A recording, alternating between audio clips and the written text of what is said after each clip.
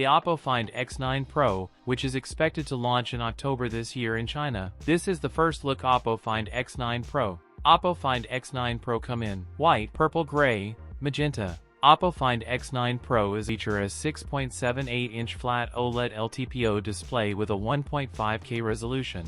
It will come with 2.5D curved glass and an R-angle design, offering a clean and modern front look. The OPPO Find X9 Pro will use the upcoming MediaTek Dimensity 9500 chipset, paired with up to 16GB of RAM and up to 512GB of storage. The device will ship with ColorOS 16 based on Android 16. On the rear will be a 50MP main camera using Sony's Lisha LYT-828 sensor, a 50MP ultrawide using Samsung's ISOCELL JN5 sensor, and a 200MP periscope telephoto camera with 3x optical zoom using Samsung's ISOCELL HP5 sensor. For selfies, 50MP camera Samsung ISOCELL JN5. The OPPO Find X9 Pro will feature a large 7500 mAh battery, with support for 80W wired and 50W wireless charging, as well as IP68 and IP69 ratings for dust and water resistance.